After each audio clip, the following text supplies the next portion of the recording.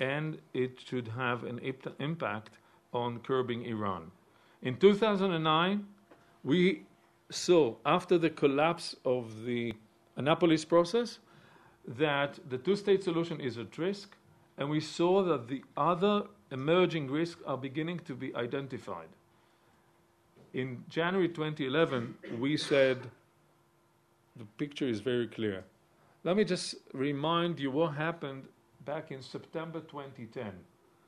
After 10 months of settlement freeze, President Obama brought Abu Mazen and Bibi Netanyahu for a ceremony here in the US, and the peace process was resumed for 3 weeks. Now, that is a level of performance, and that is a level of commitment. That is a level of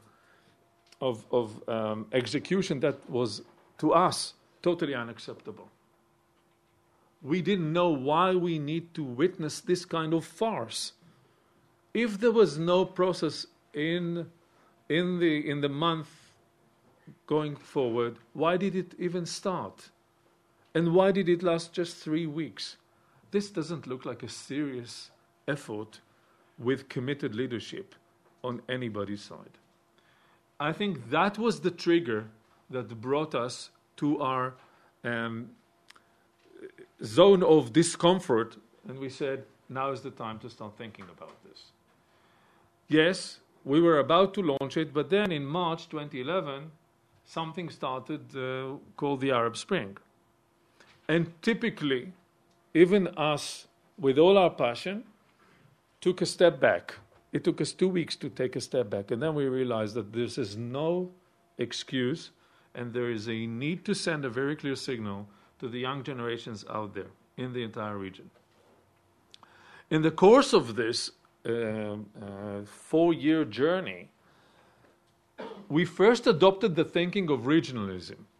What does this mean? It means that we as Israelis cannot think in fortress mentality, that all we have is our own state and we need to somehow settle the conflicts with others and keep on with what we're doing. No, we thought about becoming good members in the Middle East neighborhood. We thought that problems in the neighborhood would influence Israel, and problems in Israel will influence the neighborhood. And therefore, we can no longer think about Israel just as an isolated entity in the Middle East that somehow needs to have agreements with its neighbors. It's got to be woven into the regional fabric, of course, without losing its identity, but it's got to be a major player in the region. We created the draft, introduced it to many people in the Arab world, and slowly and surely brought it to where it is. What were our objectives in the IPI proposal? It would be fair to say the following. First, we wanted to set it as an endgame vision, exactly like the Arab Peace Initiative. We didn't want to even pretend that we would like to present a diplomatic process because we are not professional diplomats. All we said is, close your eyes, take a look at the horizon, and there is a point in time in which, after we have concluded and signed and implemented the final status agreements, this will be the state of the Middle East. Second, we wanted to provide a pragmatic yes answer to the Arab Peace Initiative. We wanted to recognize its historic importance, and we definitely wanted to show that it was not just a mere statement, that it has been echoed by Israelis who read very carefully Clause 5 of the Arab Peace Initiative, in which it is very clearly written that the initiative is not just addressed at the Israeli government, but also it is calling the Israeli people to accept it. Next, we wanted a realistic deal.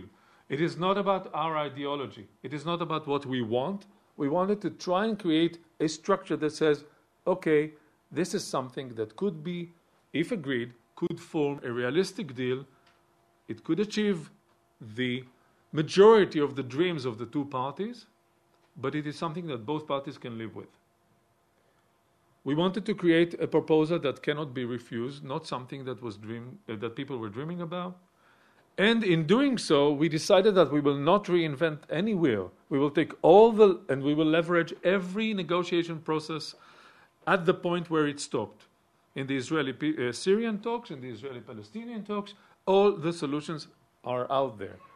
I have personally seen in the research process for the IPI, and after we have launched it, it is mind-boggling to see how much work has already been achieved. And that even further tells us that what's missing is courageous leadership, not intellectual effort.